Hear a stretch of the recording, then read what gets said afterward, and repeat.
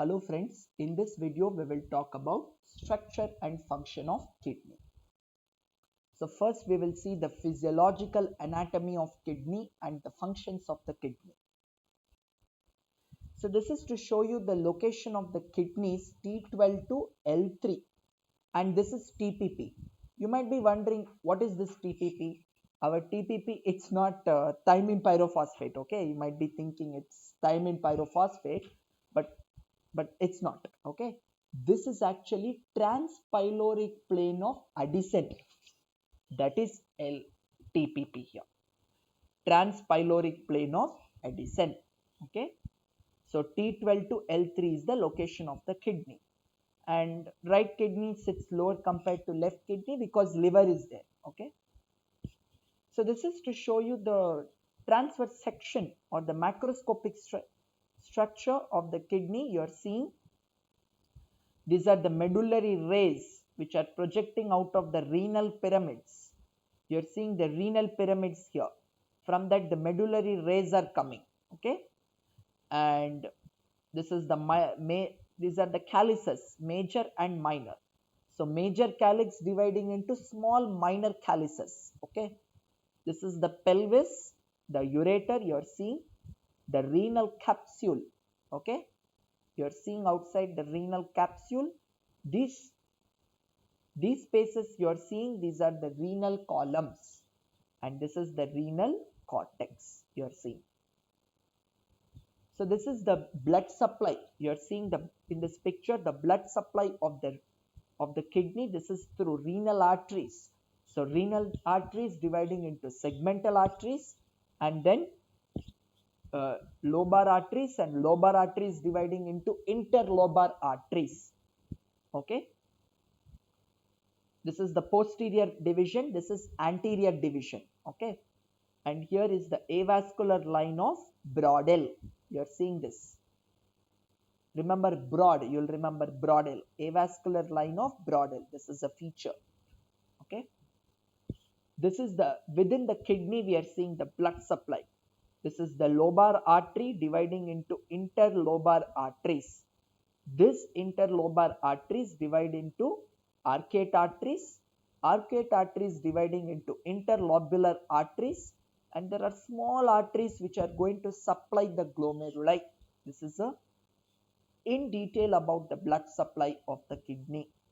And when it comes to the venous supply, veins follow the arteries, but there is one difference I want you to know, that is intersegmental vein is absent. There is no intersegmental vein, only intersegmental artery.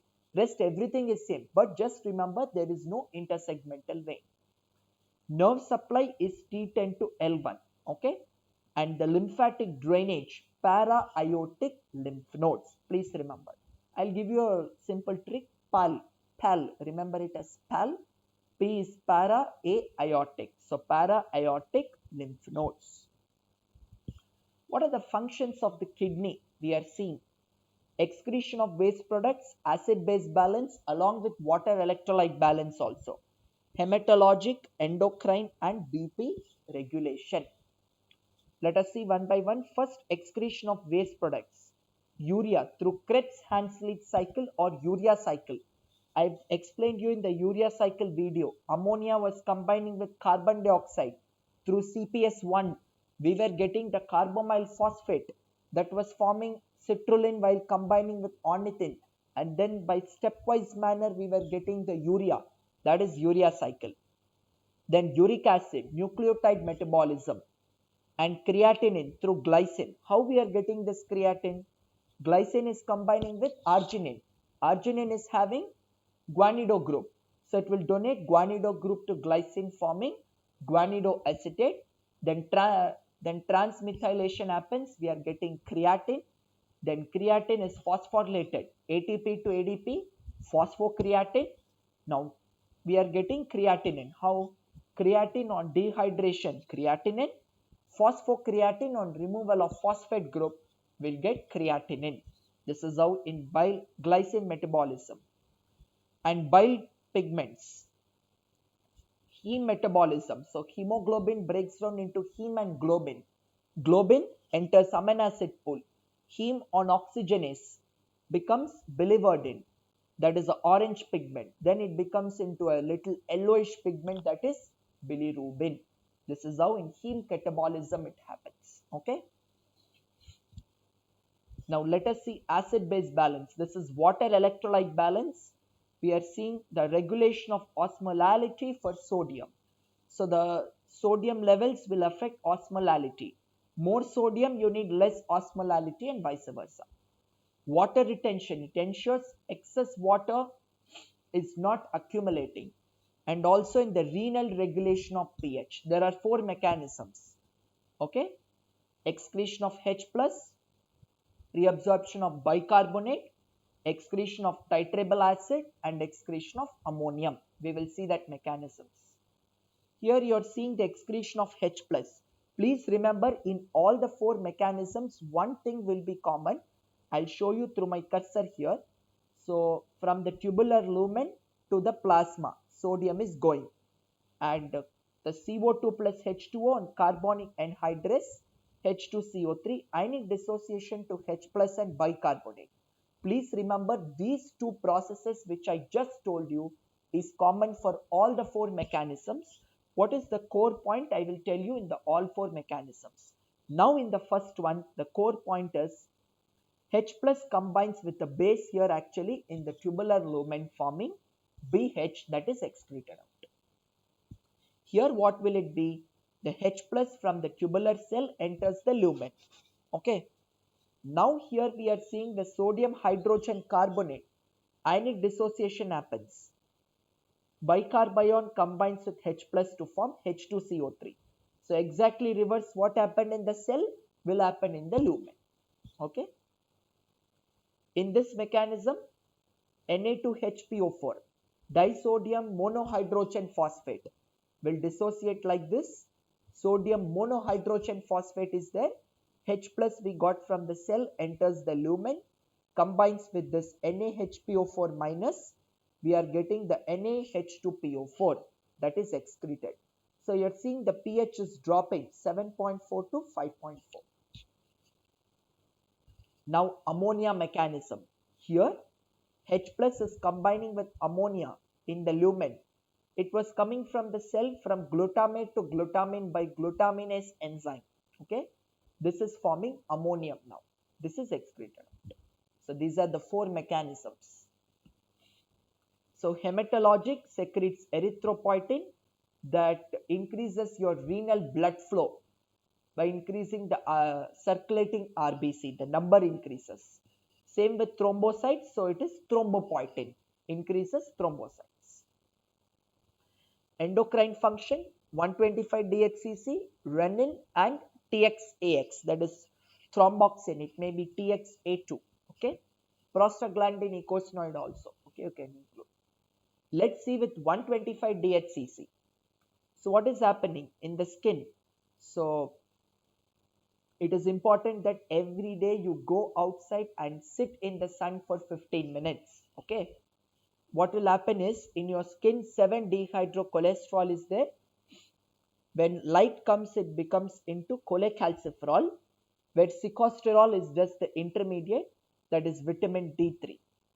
Now this cholecalciferol in the liver by 25 alpha hydroxylase, it becomes 25 hydroxycholecalciferol or simply 25 OHCC.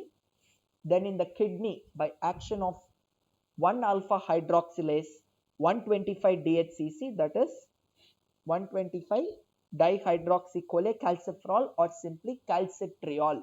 Okay. This is RAS mechanism we are seeing. So in the plasma, angiotensinogen on renin, which is secreted by the JGA, that is juxtaglomerular apparatus. Why it is happening? Blood pressure, ECF volume, plasma sodium is low and there is more sympathetic activity. Okay. So angiotensinogen becomes angiotensin 1. Then angiotensin 1 on ACE converting enzyme or angiotensin converting enzyme in the lungs becomes into 2. So angiotensin 1 becomes 2, then 2 becomes 3, 3 becomes 4.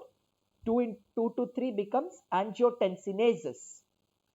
Now, angiotensin 3 will increase aldosterone and cause vasoconstriction. Angiotensin 2 and 4 will regulate the GFR. It will increase BP, water retention, ADH, along with increase your ACTH. This is what is the RAS mechanism you are seeing. This is in terms of BP regulation. Okay. So what you are seeing, same thing I told. Decrease in BP stimulates JGA to release renin. Angiotensinogen converted into angiotensin 1, then 2, 3, 4 in order. Remember general order of numbers. You have been studying from childhood. 1, 2, 3, 4 like that. So 1 to 2 is by ACE converting enzyme.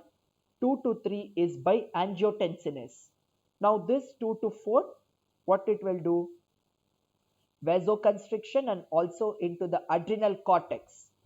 Okay, adrenal cortex stimulates the aldosterone, which is aldosterone will activate the kidneys where there is a reabsorption of sodium and water that regulates your osmolality, and there is an increase in ECF and then blood volume. All this will contribute to convert the vasoconstriction into normal BP. This is the regulation of the BP. So references from where I took the pictures. That brings us to end of the video. So thank you so much. I'll see you in the next video.